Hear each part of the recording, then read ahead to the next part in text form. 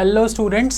तो स्वागत है आपका हमारे सेकेंड लेक्चर में, जो हमने PYQ सीरीज जो है शुरू करी थी, उसका आज सेकेंड लेक्चर है। तो आज जो है वो हम आगे के जो है 25 क्वेश्चंस हम उनको डिस्कस करने वाले हैं। एंड अगर आपने पहली वीडियो देखी है तो आपको याद होगा कि हमने उसमें दो चीज़ें जो है वो डिड्यूस करी थी कि एक जो पहला फोकस होगा हमारा वो ऑथर्स एंड उनकी किताबों पे होगा, एंड दूसरा जो है वो हमने ये देखा था कि भक्तिज्म या फिर भक्ति मूवमेंट्स है वो काफ़ी क्वेश्चन जो है वो आपके पूछे जा रहे हैं। तो ये दो लर्निंग हमने पहले सीरीज से ली थी और अभी चेक करेंगे कि आगे के जो 25 क्वेश्चन है ना उससे हम क्या लर्निंग ले सकते हैं अपने प्रिपरेशन के लिए। तो आइए चलिए शुरू करते हैं।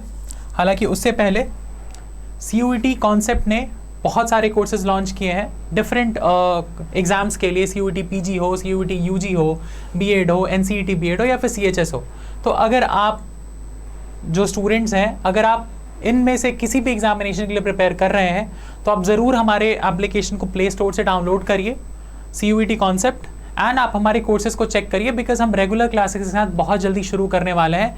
कोर्सेज जो है वो आपके बहुत अफोर्डेबल प्राइसेस पे हैं। आपको लाइव क्लासेस मिल जाएंगी, रिकॉर्डेड लेक्चर्स मिल जाएंगे, क्लास नोट्स आपको मिलेंगे, एंड आपको एक डेडिकेटेड डाउट सेशन में मिलेगा जहाँ पे मेंटर्स जो है वो आपके डाउट्स को क्लियर करते हुए दिखेंगे।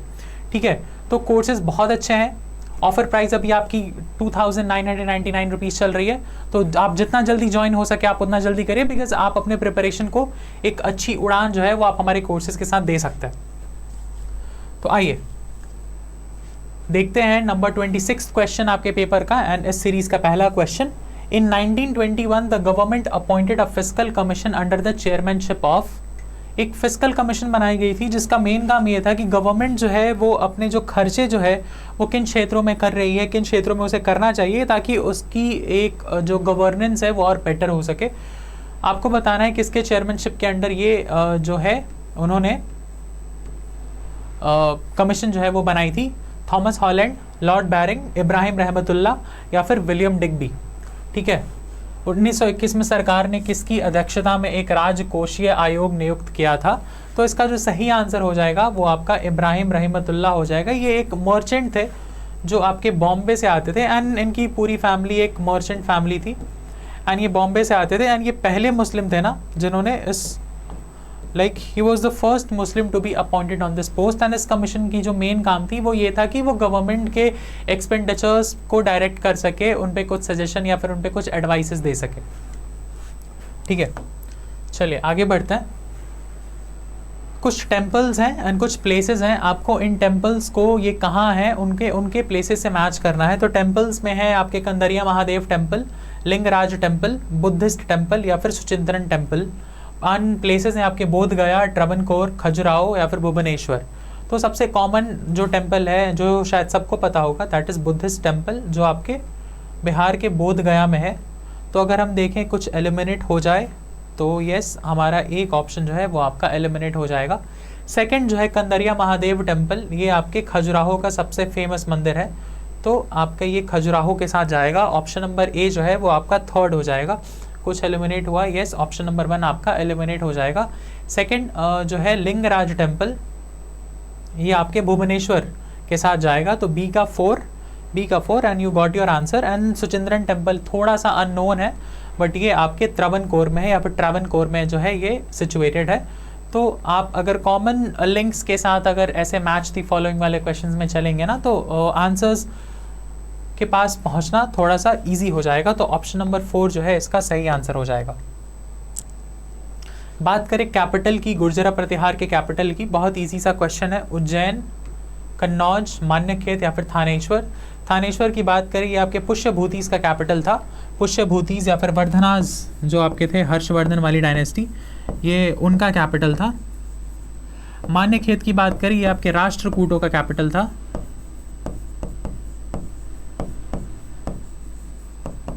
उज्जैन आपकी एक इम्पॉर्टेंट सिटी थी, एंड कन्नौज जो है ये आपके गुर्जरा प्रतिहार का कैपिटल था। अगर आप ट्राईपार्टाइट स्ट्रगल की बात करेंगे ना तो जो स्ट्रगल कन्नौज के लिए ही हो रही थी, गुर्जरा प्रतिहार, पालाज और राष्ट्रकूटों के बीच में, उसमें मेजर टाइम के लिए गुर्जरा प्रतिहारों ने जो है कन्नौज पर कब्जा करके रखा था, एंड कन्नौज जो है उनका कैपिटल काफ़ी लंबे समय तक रहा था। नेक्स्ट क्वेश्चन की बात करेंगे, क्रोनोलॉजी वाली क्वेश्चन है ये, आपको क्रोनोलॉजिकल अरेंज करना है। कुछ इंसिडेंसेस हैं। The Rand murder at Poona, Madan Lal Dhingra shot dead William Curzon Wiley. A bomb was thrown on Lord Harding on his state entry in Chandni Chowk. And option number D जो है Shyamji Krishna Verma established the India house in London. तो आपको इन सारे statements को जो है वो chronologically arrange करना है। तो अगर हम ईयर्स की बात करें, ये रैंड मर्डर केस जो है वो आपका 1897 का है। मदन लाल ढींगरा जो है जब वो कर्जन वाइली को मारते हैं तो that is 1909। A bomb was thrown on Lord Hardinge on state entry Chandni Chowk, ये आपका दिल्ली कॉन्स्पिरेसी केस है 1912 का, जिसमें राज बिहारी बोस जो है वो शामिल होते हैं। And Shyamji Krishna Verma established the India house in London, ये आपके 1905 में होता है। तो अगर एक सीक्वेंस की बात करें आपका A, D, B and C, तो A, D, B and C option number 1 जो है वो आपका सही हो जाएगा। अब ये जो क्वेश्चन है आपको इसमें सारे जो इंसिडेंट्स हैं उनके ईयर्स याद होने ज़रूरी हैं। तो अब जैसे ये कुछ मेजर इंसिडेंट्स हैं, जैसे रैंड मर्डर केस में आपको पता है लोकमान्य तिलक का जो इन्वॉल्वमेंट था वो पाया गया था, तो ये आपका इंपॉर्टेंट है, तो आपको ईयर याद रखना है। मदन लाल ढींगरा, जब आप जो है रिवॉल्यूशनरीज पढ़ेंगे, जब सूरत स्प्लिट के बाद जब रिवॉल्यूशनरीज जो थोड़े से एक्टिव हो जाते हैं उनमें Madan Lal Dhingra, Muzaffarpur conspiracy case, Delhi conspiracy case, ये सारे केसेस आएंगे। एंड श्यामजी कृष्ण वर्मा, जो नेशनलिज्म जो अब्रॉड चल रहा था उसमें ये एक इंपॉर्टेंट इंसिडेंट है, श्यामजी कृष्ण वर्मा का एस्टैब्लिशमेंट जो वो करते हैं इंडिया हाउस का 1905 में इन लंदन। तो ये कुछ मेजर इंसिडेंट्स हैं मॉडर्न इंडियन हिस्ट्री के, अर्ली मॉडर्न इंडियन हिस्ट्री के। तो आप या फिर जो नेशनलिस्ट मूवमेंट थी उसके अर्ली फेज में, तो आप ऐसे सारे इंसिडेंट्स को उनके ईयर के साथ याद रखेंगे। चलिए एक और क्रोनोलॉजी वाला क्वेश्चन आया। Prithviraj Chauhan ascended the throne, death of Mahmud of Ghazni, death of Alha and Udal, और विग्रह राज कैप्चर्ड दिल्ली फ्रॉम तोमर्स। तो आपको इसमें अगेन जो है वो आपको अरेंज करना है क्रोनोलॉजिकली। तो अब ये भी जो क्वेश्चन है ना, इसमें आपको पता होने चाहिए इंसिडेंट्स, तो ये थोड़ा सा टफ क्वेश्चन हो जाता है।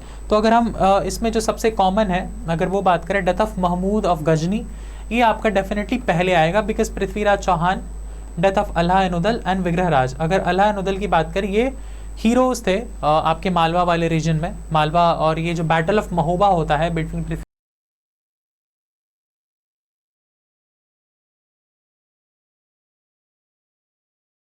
एंड ये जो है ये दोनों उस बैटल में मारे जाते हैं। एंड आज भी जो है फोकलोर्स, एक जो कहानियां हैं, लोकगीत हैं, वो अल्हा एंड उदल के नाम की वहाँ पे गाई जाती हैं। तो सबसे पहले डेथ ऑफ गजनी जो है ये आपके 1030 AD में हो जाएगा। उसके बाद विग्रह राज कैप्चर्ड दिल्ली फ्रॉम तोमर्स। अगर आपको पता है चौहान्स से पहले दिल्ली पे जो रूल था वो आपके तोमर्स का था, तो विग्रह राज दिल्ली को कैप्चर करेंगे 1152 में। देन पृथ्वीराज थ्रोन पे आएंगे 1169 में। And death of Alha and Udal हो जाएगा इन बैटल ऑफ महोबा 1882-83 में। तो अगर हम क्रोनोलॉजी की बात करें, सबसे पहले death of Mahmud of Ghazni, तो बी। तो अगर आपको वो भी पता था तो आप दो ऑप्शन से एलिमिनेट कर पाएंगे। एंड देन उसके बाद अगर आप 50-50 के प्रोबेबिलिटी पे हैं तो वहाँ पे आप एक लॉजिकल गेस भी ले सकते हैं। तो ऑप्शन नंबर बी, फिर D, A and C, B, D, A and C, option number 2 जो है वो आपका वो सही आंसर हो जाएगा। बात करते हैं आगे। Arrange the following Mughal chronicles and memoirs in chronological order. निम्नलिखित मुगल इतिहास और संस्मरणों को कालानुक्रमिक क्रम में व्यवस्थित करें। ठीक है। Babur's memoir translated into Persian as Baburnama. Gulbadan Begum begins to write the Humayun Nama. Lahori composes the first 2 daftars of drafts of Badshah Nama. And option number D जो है वो Jahangir wrote his memoir Jahangir नामा।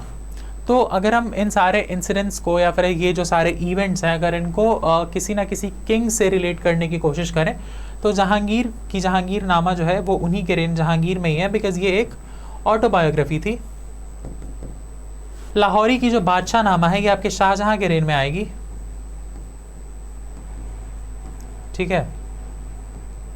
और ये दो जो इंसिडेंट्स है ना, ये आपके अकबर के रेन में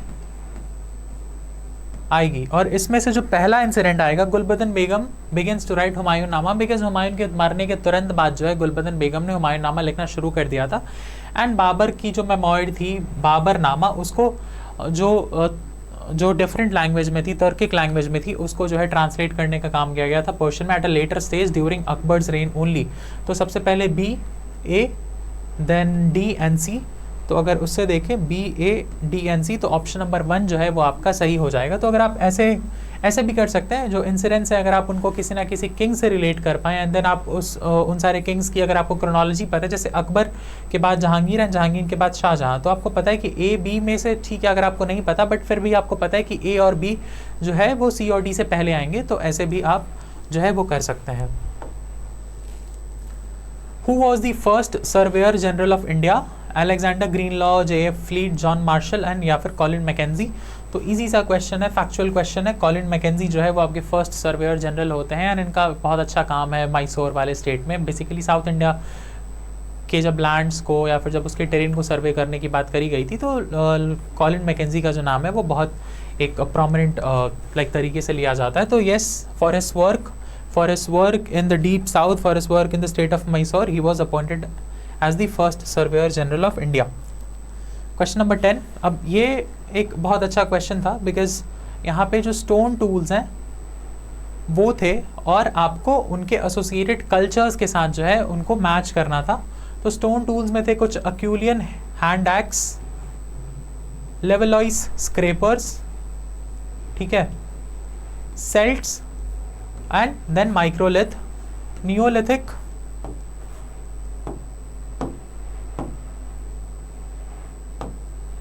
ठीक है, लेवलॉइस स्क्रेपर, सेल्ट्स थे आपके एंड माइक्रोलिथ, एंड जो कल्चर्स थे आपके neolithic, lower palaeolithic, middle palaeolithic या फिर मीजोलिथिक, ठीक है। सबसे कॉमन से शुरू करेंगे। माइक्रोलिथ की बात करें, माइक्रोलिथ्स को हम एसोसिएट करते हैं मीजोलिथिक एज से, तो डी के साथ अगर 4 है कहीं, यस 2 जगह है एंड 2 जगह नहीं है, तो जहाँ नहीं है वो एलिमिनेट हो जाएगा। फिर बात आती है सेल्ट्स की।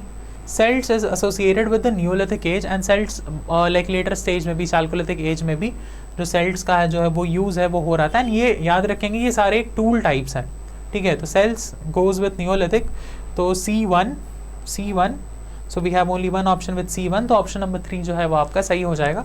अकूलियन जो है वो एक स्टाइल है जहाँ पे हैंड एक्सेस वगैरह, जो हैंड एक्स कुछ ऐसा टाइप का एक बड़ा सा स्टोन होता था, ये दीज एरिया व शार्प एंड यहाँ से पकड़ के उसको यूज़ किया जाता था, ये एरिया को वो लोग कैच करते थे।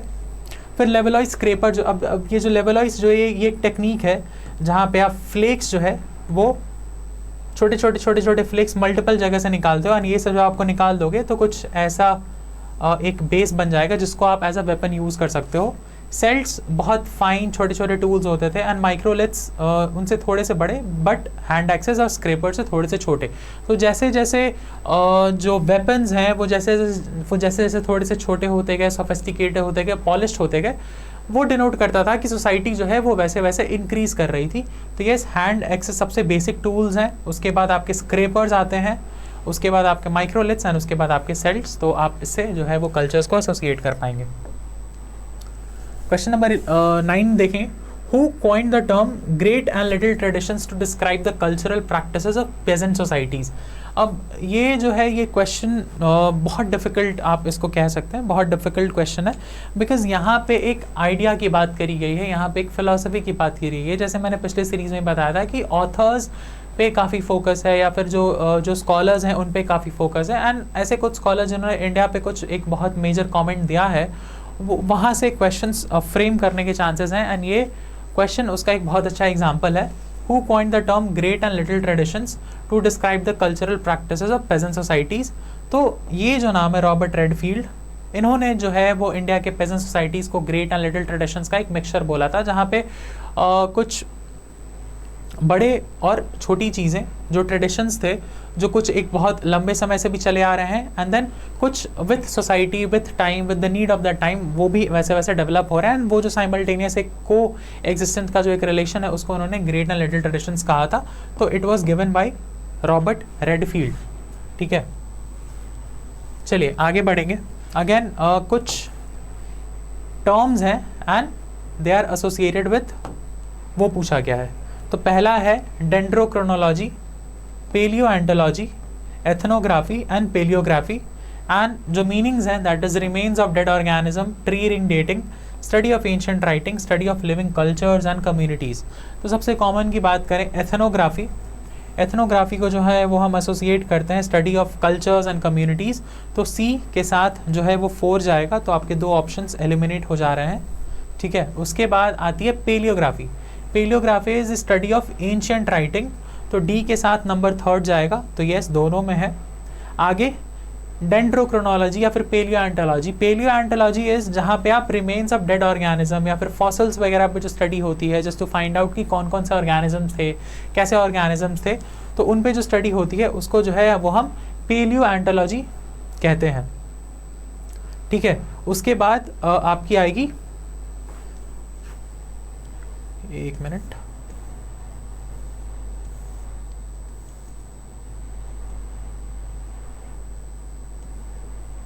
आई थिंक वो क्वेश्चन कैसे भी रेज हो गया, तो यस मेजर जो है वो हमने वो डिस्कस कर लिया था। पेलियो एंटोलॉजी जो है वो आपके रिमेन्स ऑफ डेड एनिमल्स पे हम जो है वो स्टडी करते हैं, एंड जो डेंड्रोक्रोनोलॉजी है वो आपके ट्री के जो रिंग्स हैं ना, जो उसके ब्रांचेस में जो रिंग्स हैं, जैसे डेंड्राइट्स जो है वो हम ब्रांचेस को कहते हैं, जो ट्रीज के जो ब्रांचेस है जो किसी भी डायरेक्शन में निकल जाते हैं उनको हम जनरली डेंड्राइट्स कहते हैं। तो डेंड्रोक्रोनोलॉजी जो है वो ट्री की एजिंग से हो जाती है। पेलियोएंटोलॉजी जो है वो remains of dead animals, palaeography जो है वो study of ancient writing, and जो एथनोग्राफी थी वो हो जाती है study of living cultures and communities, ठीक है। नेक्स्ट क्वेश्चन की बात करेंगे। In order to improve cultivation in the Doab, Mohammad Tughlaq launched a scheme, for this he established a department called. Doab में खेती में सुधार करने के लिए मोहम्मद तुगलक ने एक योजना शुरू की, इसके लिए उन्होंने निम्न विभाग की स्थापना की, दीवाने कोह, दीवाने रिसला, दीवाने अमीर कोही या फिर दीवाने गाजी। तो इजी क्वेश्चन है, दीवाने अमीर कोही जो है एग्रीकल्चरल डिपार्टमेंट की जो है उन्होंने शुरुआत करी थी just to increase the cultivation in the Doab region, ठीक है। यहाँ पे फिर ये टैक्सेशन भी बढ़ाएंगे बिकॉज जो दोआब एक मेन फोकस का एरिया इसलिए आया, एंड वहाँ से जो है रेवेन्यू कलेक्शन का जो पोटेंशियल था वो बहुत ज़्यादा था, एंड उसके लिए जो है वो कल्टीवेशन बढ़ाने की जो ज़रूरत थी वो ज़्यादा थी, एंड रेवेन्यू की ज़रूरत इसलिए थी बिकॉज मंगोल्स का जो है वो कांस्टेंट एक डर जो था दिल्ली सुल्तान्स के ऊपर, दिल्ली सल्तनत के ऊपर एक लगा हुआ था। तो इसका जो सही आंसर हो जाएगा दीवाने अमीर कोही। आगे, हु कंस्ट्रक्टेड द फेमस चार मीनार। चार मीनार को किसने बनवाया था? मोहम्मद कुली कुतुब शाह, मीर जुमला कुतुब शाह या फिर शाह बेग खान। तो इसका जो सही आंसर हो जाएगा वो आपके कुली कुतुब शाह हो जाएंगे। गोलकोंडा जो स्टेट थी उसके एम्परर या उसके सुल्तान मोहम्मद कुली कुतुब शाह। एंड इसको जो है वो हैदराबाद वाले रीजन या फिर गोलकोंडा वाले रीजन में जो प्लेग थी वो जब ख़त्म हुई उसको कोमेमोरेट करने के लिए बनाया गया। कोमेमोरेट करने के पीछे ये रीज़न ये था कि प्लेग के बाद लोगों की जो स्थिति थी वो बहुत ख़राब थी। तो जब चार मीनार का जब कंस्ट्रक्शन शुरू हुआ तो लोगों को काम मिला, लोगों के पास पैसे आए, एंड देन वो अपने लिए जो अनाज है या फिर जो बेसिक जो ज़रूरतें की जो चीज़ें हैं वो खरीद पाएंगे। तो ये एक डुअल आपका काम कर गया। फर्स्ट ये एक लैंडमार्क स्ट्रक्चर भी बन जाएगा to commemorate the end of plague in the region, and second ये लोगों को जो है वो एम्प्लॉयबिलिटी भी जो है वो प्रोवाइड कराता था। तो यस, मोहम्मद कुली कुतुब शाह ने जो है वो चार मीनार की स्थापना करी थी या फिर चार मीनार को बनवाया था। Which one of the following is the largest single dome ever constructed? गोल घर, गोल गुम्बज, ताज महल या फिर बुलंद दरवाज़ा। तो लार्जेस्ट सिंगल डोम की अगर बात करें तो गोल गुम्बज, ये रिकॉर्ड आज भी इसके पास है। गोल गुम्बज जो है उसका जो डोम है one of the largest free standing dome उसको कहा जाता है। तो गोल गुम्बज बीजापुर में जो आज लोकेटेड है वो आपका largest single dome ever constructed की उपाधि रखता है। African traveller Ibn Battuta came to India in the reign of Alauddin Khilji, Ibrahim Lodi, Sikandar Lodi या फिर मोहम्मद बिन तुगलक। तो इब्न बतूता की बात करें, एक मोरक्कन ट्रैवलर थे, ये मोरक्कन ट्रैवलर, एंड ऐसा कहते हैं बिकॉज इन्होंने अपने लाइफ टाइम में बहुत कंट्रीज़ की जो है वो ट्रैवल करा, एंड वहाँ के कल्चर्स, वहाँ के लोगों पे, वहाँ की सोसाइटी बहुत उन्होंने एक कॉम्प्रिहेंसिव स्टडी करी है। तो ये जो है इंडिया में मोहम्मद बिन तुगलक के रेन में आते हैं, एंड मोहम्मद बिन तुगलक के साथ इनके बहुत एक मिक्स्ड रिलेशन होते हैं। पहले इनको लाइक काजी भी बनाया जाता है, फिर बाद में इनको जो है जेल में डाल दिया जाता है, फिर ये जेल से बाहर निकलते हैं, फिर इनको चाइना भेजा जाता है एज अ दूत या फिर as a ambassador of Mohammad bin Tughlaq to the Chinese emperor. तो एक बहुत एक मिक्स्ड टाइप का रिलेशन रहता है। बट जेल में जाने के बाद जब वो चाइना जाता है फिर वो वापस इंडिया नहीं आते, मतलब उनके कोर्ट में नहीं जाते हैं, देन वो वहाँ से अपने फर्दर जो डेस्टिनेशंस हैं उसके लिए निकल जाते हैं। तो इब्न बतूता जो है वो मोहम्मद बिन तुगलक के रेन में इंडिया आए थे। Shahjahan's Balkh campaign started in, Balkh जो रीजन है वो बदाकशान वाला रीजन अफगानिस्तान, बिकॉज वो एक गेटवे था just to enter the central Asia. And अगर आपको पता है कि मुगल्स का जो एक रिलेशन है सेंट्रल एशिया के साथ, वो एक बहुत एक थोड़ा सा एक इमोशनल रिलेशन था, बिकॉज वो लोग जनरली वो वहीं फरगना जो उज्बेकिस्तान में आ जाए उस रीजन से आए थे। तो बदाकशान और बाल्ख वाला रीजन जो है वो गेटवे ऑफ सेंट्रल एशिया उसको कहते हैं, बिकॉज अगर आप उस पर्टिकुलर टेरिटरी या फिर उस पर्टिकुलर रीजन को अगर आप कॉन्कर कर लेते हो तो आपके पास सेंट्रल इंडिया जो सेंट्रल एशिया है उसको इन्वेड करने का या फिर उस पर आक्रमण करने के जो चांसेस है वो ईजी हो जाते हैं। तो शाहजहाँ का भी एक बाल्ख कैंपेन था जो आपका कब शुरू हुआ था, क्वेश्चन ये पूछ रहा है 1630, 40, 46 या 55। तो इसका जो सही आंसर हो जाएगा दैट विल बी 1646, 47 के अंदर ये इन्होंने बाल कैंपेन शुरू करते हैं। एंड ये काफ़ी सालों तक जो है वो आपका चलेगा, 80s में जाके ये फाइनली ख़त्म होता है। एंड कभी कैप्चर करेंगे, फिर कभी जो पर्शिया के जो रूलर्स हैं वो भी कंटेंट करते हैं बाल के लिए। तो बाल की जो हिस्ट्री है वो ऐसी रही है। तो 1646 जो है इसका सही आंसर हो जाएगा। अगेन कुछ बुक्स हैं एंड देन आपको उनके ऑथर्स के साथ जो है वो अरेंज करना है। किताब है agrarian system of Mughal India, parties and politics at Mughal court, Mughal nobility under Aurangzeb and historians and historiography during the reign of Akbar.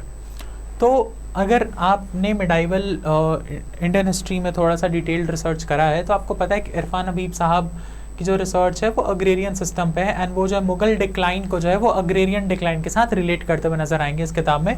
तो agrarian system of Mughal India जो है वो इरफान हबीब की किताब है। And party and politics at Mughal court ये आपके सतीश चंद्रा की किताब है। तो ये दो थोड़े से कॉमन किताबें मेरे हिसाब से। तो अगर हम इस पर अगर कुछ एलिमिनेट करने की कोशिश करेंगे तो ए का 4, ओके, 2 आपके ये एलिमिनेट हो जाएंगे एंड बी थर्ड, तो आपका आंसर मिल जाएगा। उसके बाद हरबंस मुखिया जो हैं उन्होंने historians and historiography during the reign of Akbar लिखा है। And Mughal nobility under Aurangzeb जो है वो अतहर अली की किताब है। बेसिकली अतहर अली एंड इरफान हबीब साहब ने दोनों ने मुगल डिक्लाइंस को जो है वो, एक ने अग्रेरियन सिस्टम एंड देन एक ने नोबिलिटी क्राइसिस, जागीरदारी क्राइसिस वगैरह पे, जैसे अतहर अली ने उसको जो मनसबदारी क्राइसिस से उसको रिलेट करा है एंड इरफान हबीब साहब ने उसको अग्रेरियन क्राइसिस से जो है वो रिलेट करा है कि मुगल का जो डिक्लाइन है वो इंडिया में इन 2 रीजन्स के चलते होता है। तो सही आंसर इसका ऑप्शन नंबर 2 जो है वो हो जाएगा। नेक्स्ट जो क्वेश्चन है, who among the following synthesized various ragas of music by mixing Indian and Irani music traditions? Shahzad Mohammad, Kalinath and Tansen, Gopal Nayak और अमीर खुसरो। तो किसने इंडियन और पर्शियन ट्रेडिशंस को मिक्स करके एक हिंदुस्तानी ट्रेडिशन जो है उसकी स्थापना करी थी? शहजाद मोहम्मद, कालीनाथ एंड तानसेन, गोपाल नायक या आमिर खुसरो? तो इसका जो सही आंसर है वो आमिर खुसरो है। आमिर खुसरो को वन ऑफ द पायनियर्स माना जाता है हिंदुस्तानी लैंग्वेज का, जिन्होंने यहाँ की जो भारतीय संस्कृति थी उसको पर्शियन संस्कृति से मिला के एक हिंदुस्तानी, जहाँ पे हिंदी और उर्दू जो एक गंगा जमुनी जो तहजीब है उसकी जो शुरुआत है वो आपके आमिर खुसरो ने ही करी थी। नेक्स्ट क्वेश्चन है, who was the editor of Amrit Bazar Patrika? ये शायद क्वेश्चन हमने कर लिया है। इसका सही आंसर जो हमने डिस्कस करा था पहले सीरीज में that is Motilal Ghosh along with Shishir Kumar Ghosh ने अमृत बाजार पत्रिका की शुरुआत करी थी। नेक्स्ट क्वेश्चन है आपका महात्मा गांधी पे। In 1918 Mahatma Gandhi intervened in a dispute between workers and mill owners of Ahmedabad. तो अगर आप क्वेश्चन देखेंगे ये बात कर रहा है अहमदाबाद मिल स्ट्राइक की, ठीक है, जो 1918 में हुआ था। पहला स्टेटमेंट हो गया। Second, in workers movements of Ahmedabad Gandhi demanded better working conditions for the textile mill workers. Option number C जो है, in workers movement of Ahmedabad Gandhi advise the workers to go on strike and to demand 25% increase in the wages. 1918 Gandhi ji mobilize the peasants of Ahmedabad against the exploitation of European indigo planters. Hindi में देख लेते हैं। 1918 में महात्मा गांधी ने अहमदाबाद के श्रमिकों और मिल मालिकों के बीच एक विवाद में हस्तक्षेप किया। अहमदाबाद के श्रमिक आंदोलन में गांधी ने कपड़ा मिल श्रमिकों के लिए काम करने की बेहतर शर्तों और दशाओं की मांग की। अहमदाबाद के श्रमिक आंदोलन में गांधी ने श्रमिकों को हड़ताल पर जाने और मजदूरी में 25% वृद्धि की मांग करने की सलाह दी। 1918 में गांधी ने यूरोपियन नील बगान मालिकों के शोषण के खिलाफ अहमदाबाद के किसानों को संगठित किया। तो ऑप्शन नंबर डी जो है वो आपका आउटराइटली इनकरेक्ट है, बिकॉज इंडिगो पे जो रेजिस्टेंट थी वो आपके चंपारण में हुई थी, ना कि अहमदाबाद में, और ये 1917 में भी हुई थी। जो इंडिगो जो रिवोल्ट था या फिर जो इंडिगो जो रेजिस्टेंट था वो आपके 1917 में होता है, ना कि 1918 में। तो अगर आप कुछ एलिमिनेट करना चाहेंगे, जहाँ पे जो स्टेटमेंट डी मेंशन्ड है वो आपके दो ऑप्शंस एलिमिनेट हो जाएंगे। उसके बाद अब बचते हैं आपके पास तीन ऑप्शंस। पहला जो है 1918 में Mahatma Gandhi intervened in a dispute between workers and mill owners of Ahmedabad, ये स्टेटमेंट आपका बिल्कुल सही है, जिसको हम अहमदाबाद मिल स्ट्राइक के नाम से जानते हैं। In workers movement Ahmedabad Gandhi demanded better working conditions for the textile mill workers, ये भी स्टेटमेंट जो है वो आपका सही है। तो आपको आंसर मिल जाएगा option number A and B only. But अगर हम थर्ड स्टेटमेंट की बात करेंगे कि ये स्टेटमेंट क्यों गलत है, तो वर्कर मूवमेंट में जब वो रेजिस्ट कर रहे थे तो वहाँ पे वेज की बात करी गई थी, और जो ओनर्स थे ना उन्होंने बोला था कि हम 20% इंक्रीज़ देंगे, और जो वर्कर्स थे वो चाहते थे कि 50% तक इंक्रीज़ जो है वो हमें मिले। तो इन दोनों के डिमांड्स को देख के गांधी जी ने एक मिडिल पाथ लेके आए और उन्होंने बोला कि ना ही 20 ना ही 50, हम जो है वो 35% इंक्रीज़ की डिमांड करेंगे। बट इस क्वेश्चन में जो है वो आपका 25% इंक्रीज़ की बात करी गई है, इसलिए क्वेश्चन जो है वो ये जो स्टेटमेंट है आपका वो गलत हो जाएगा। तो आपका जो सही आंसर हो जाएगा इस क्वेश्चन में वो option number 2 A and B only. ठीक है, 19 है। हाँ, तो 44 होना चाहिए, 25 हो चुका नहीं है। 25 के बाद फिर 1 से शुरू करा हमने, ओके। ऐसे। बात करते हैं नेक्स्ट क्वेश्चन की। अगेन स्टोन एज से क्वेश्चन है, एंड फिर टूल्स पे बात की गई जो है वो करी गई है। एबेविलियन टूल इंडस्ट्रीज एसोसिएटेड विद, एबेविलियन उपकरण उद्योग किससे जुड़ा हुआ है? उत्तर पूरा पाषाण काल, मध्य पूरा पाषाण काल, पूर्व पूरा पाषाण काल, या फिर mesolithic age, upper paleolithic, middle paleolithic, lower paleolithic, या फिर मीजोलिथिक। तो अगर हम एबेविलियन टूल इंडस्ट्री की बात करें तो जो हमने 2-3 क्वेश्चन पहले अकूलियन पढ़ा था ना, जहाँ पे बहुत बेसिक से जो स्टोन टूल्स हैं उनको, जैसे हैंड एक्सेस हो गए, चॉपर्स हो गए, वो बड़े बड़े जो बोल्डर्स थे उनको एज अ टूल जब यूज़ करते थे, तो वो एक बहुत बेसिक जो एक टूल इंडस्ट्री थी उस जहाँ से उसकी जो शुरुआत होती है उसको अकूलियन कहते हैं। एंड ये उसका भी एक बहुत इनिशियल फेज़ है जिसको लोअर अकूलियन भी कहते हैं कभी कभी। अब आप एबेविलियन को जो है वो कभी कभी लोअर अकूलियन के भी नाम से आप इस पर्टिकुलर फेज़ को किताबों में पाएंगे। तो ये, और जैसा मैंने उस समय बताया था कि जैसे जैसे जो स्टोन टूल्स है वो छोटे होते गए, वो सोफिस्टिकेटेड होते गए, वैसे वैसे जो है वो सोसाइटी प्रोग्रेस जो है वो दिखाने लगी।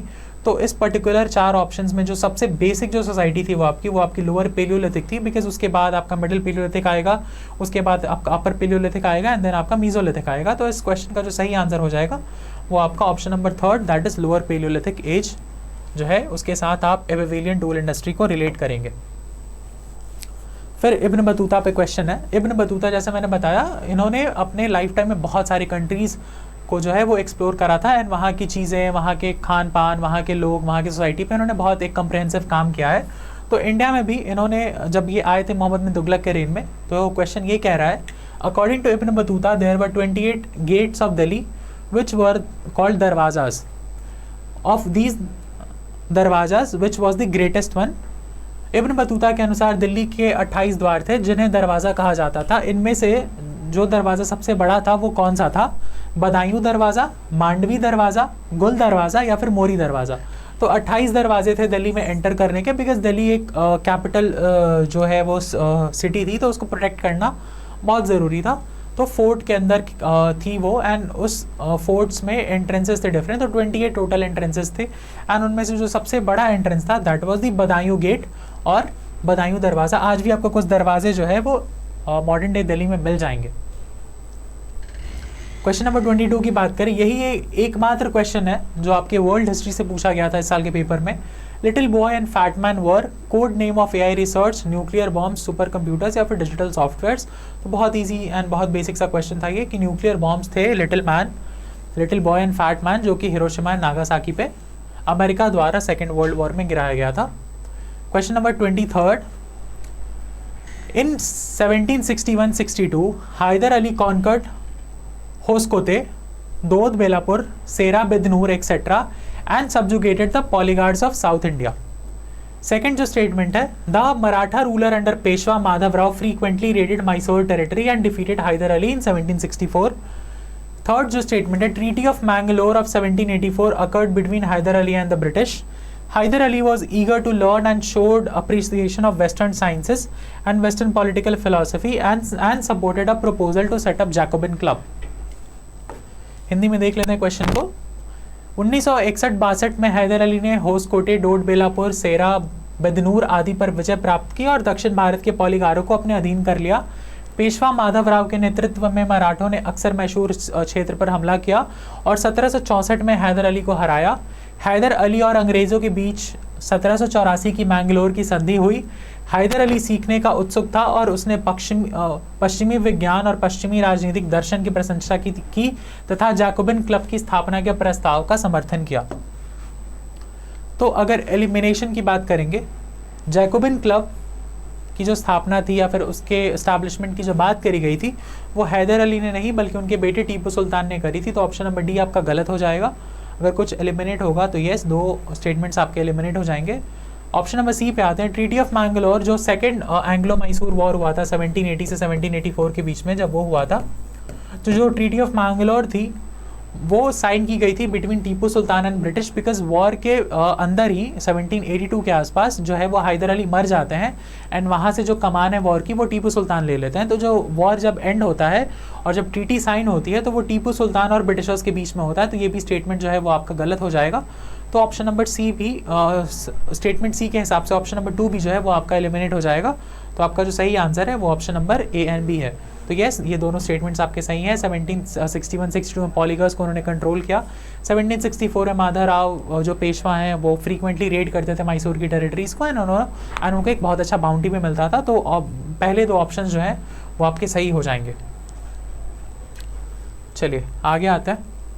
सरला Devi Chaudhurani was associated with the. Sarla Devi Chaudhurani एक बहुत प्रोमिनेंट नाम है। अगर हम इंडियन फीमेल नेशनलिस्ट की बात करेंगे, अगर इंडियन फीमेल रिफॉर्मर्स की बात करेंगे, ये किसके साथ जुड़ी हुई थी? बंगिया नारी समाज, भारत स्त्री महामंडल, राष्ट्रीय स्त्री संघ या देश सेविका संघ।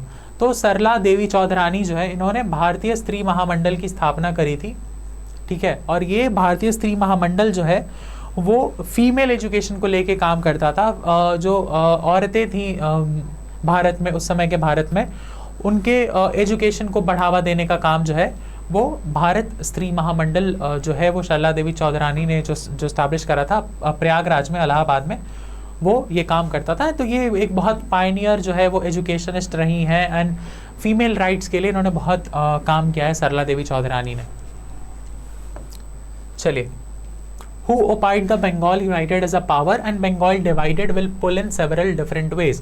किसने कहा था कि संयुक्त बंगाल एक शक्ति है और विभाजित बंगाल अनेकों अलग अलग दिशाओं में जाएगा? Lord Morley, Lord Minto, Lord Curzon या फिर हर्बर्ट रिस्ली। तो अगर एक कॉमन लर्नर की बात करें या फिर एक जनरल जो एक लर्नर होगा वो इस क्वेश्चन को शायद लॉर्ड कर्जन के साथ जो है वो मैच करता हुआ जाएगा, बिकॉज येस, लॉर्ड कर्जन के साथ हम पार्टीशन ऑफ बंगाल एसोसिएट करते हैं एंड उनकी कुछ स्पीचेस थी जहाँ पे वो बंगाल को like united as a power and divided as a rule वो कहते हुए दिखेंगे। बट ये जो पर्टिकुलर स्टेटमेंट है, Bengal united as a power and Bengal divided will pull in like different several ways, ये जो स्टेटमेंट है वो आपके हर्बर्ट रिस्ली ने दी थी। हर्बर्ट रिस्ली एक एडमिनिस्ट्रेटर थे जिन्होंने इंडिया में बेसिकली सर्वेज वगैरह पे काफ़ी काम किया है। तो ये 1890s के एज से लेके अराउंड 1903-1904 तक इंडिया में रहेंगे एंड इन्होंने बहुत सारे सर्वेज, जैसे 1901 का जो सेंसस है उसमें हर्बर्ट रिस्ली का एक बहुत बड़ा कंट्रीब्यूशन है। तो हर्बर्ट रिस्ली एक एडमिनिस्ट्रेटर थे, ब्रिटिश एडमिनिस्ट्रेटर थे, जिन्होंने ये स्टेटमेंट दिया था कि Bengal united is a power and Bengal divided will pull in several different ways. तो ये हमारे जो है यस एक और क्वेश्चन है, बिकॉज एक बीच में जो है एक जो क्वेश्चन था वो रेपिटेशन था पहले का। तो ये क्वेश्चन है, arrange the following viceroys in chronological order. Marquess of Linlithgow या फिर लॉर्ड लिनलिथ को, लॉर्ड वेवल, लॉर्ड अर्विन या फिर लॉर्ड माउंटबेटन। तो पहले कॉमन टर्म्स की बात करें, हमें पता है 1931 में गांधी इरविन पैक्ट हुआ था। तो लाइक डेफिनेटली गांधी के साथ जो ऑपोजिशन थे उस समय जो वाइसरॉय थे वो आपके लॉर्ड इरविन थे। लॉर्ड माउंटबेटन हमारे आज़ादी के समय पे थे 1947 में। तो अगर आपको क्रोनोलॉजी नहीं भी पता है फिर लाइक उस केस में बात कर रहे हैं। वेवल जो है वो वेवल प्लान आपके 1945 में आएगा एंड ललित काउ जो है वो आपके अगस्त ऑफर लेके आएंगे 1940s में। तो अगर आपको इन सारे वाइसरॉयज की एक क्रोनोलॉजी नहीं भी पता है, उनके ऑफिस बियरिंग टाइम नहीं भी पता है, तो कुछ इंसिडेंट्स हैं, कुछ मेजर इंसिडेंट्स हैं जो हम उनके साथ रिलेट करके इस पर्टिकुलर क्वेश्चन की क्रोनोलॉजी को हम सॉल्व कर सकते हैं। तो सबसे पहले आपके लॉर्ड इरविन आ जाएंगे, सी, ये 2 ऑप्शन आपके एलिमिनेट हो जाएंगे। उसके बाद सी के बाद आपके आ जाएंगे ललित काओ, CABND, CABND, ऑप्शन नंबर 4 जो है वो आपका सही हो जाएगा। ठीक है, तो इसके साथ ये सेट भी हमने जो है वो कंप्लीट कर लिया है। तो मेरा जो मेन फोकस है वो बस क्वेश्चंस को सॉल्व करना नहीं है, बट क्वेश्चंस के सॉल्व करने का जो एक तरीका है वो भी आपको सिखाना है। बिकॉज आप कोई भी एग्ज़ाम दो, अगर आपको क्वेश्चन सॉल्व करने का तरीका पता है ना, तो आप शायद थोड़ा सा ईजिली आप चीज़ों को कर पाएंगे। एंड ये भी बात फैक्ट है कि आपको अगर 75 क्वेश्चंस पूछे जा रहे हैं CUET PG एग्जामिनेशंस में, तो किसी भी स्टूडेंट को या फिर किसी भी लर्नर को 75 क्वेश्चंस नहीं आ रहे हैं। ठीक है, 75 क्वेश्चंस, कोई कितना भी तेज़ हो, कोई किसी ने कितनी भी अच्छी पढ़ाई करी हो, 25 से 30 क्वेश्चन उसके वो क्वेश्चन देखते हैं उसका आंसर पता चल जाएगा। बट बाकी के 40-45 क्वेश्चंस को आपको खेलना पड़ेगा, उसके साथ वर्क करना पड़ेगा। एंड वही वर्किंग जो है वो हम इस जो पूरी सीरीज़ में जो है वो हम सीखेंगे, पैटर्न्स भी देखेंगे। ठीक है, तो इसके साथ इस सीरीज़ को हम एंड करते हैं। ठीक है, यहाँ पे अगर बात करें तो कुछ terms like specific terms, ideas and again authors पे 2 क्वेश्चन हमने सॉल्व करे। फिर उसके बाद स्टोन एज से कुछ क्वेश्चन आए एंड वहाँ पे कुछ पर्टिकुलर टर्म जैसे लेवलॉइज जो स्क्रेपर था वो आया, अकूलियन टर्म आया, एबेविलियन टर्म आया। तो ऐसे जब टर्म्स अगर आप देखें अपनी किताबों में, अपने नोट्स में, तो उन टर्म्स को सेपरेटली कहीं पे मार्क कर लें, कहीं पे लिख लें एंड देन उसके मीनिंग को आप सर्च करें एंड उन टर्म्स को आप किस चीज़ से रिलेट कर सकते हैं, बिकॉज टर्म्स पे क्वेश्चंस आ रहे हैं। ठीक है, तो हैविंग सेड दैट इस सीरीज़ को भी ख़त्म करते हैं। So thank you so much for joining. और अगर ये आपको सीरीज़ पसंद आ रहे हैं तो डेफिनेटली आप इन वीडियोस को शेयर करें, लाइक करें एंड अपने दोस्तों के साथ जो प्रिपेयर कर रहे हैं CUET PG के लिए उनके साथ भी डेफिनेटली शेयर करें। तो थैंक यू सो मच, मिलते हैं नेक्स्ट सीरीज़ में जहाँ पे हम जो रिमेनिंग 25 क्वेश्चन है 2024 MA हिस्ट्री PG एग्जामिनेशंस की उसको भी सॉल्व करेंगे। Thank you.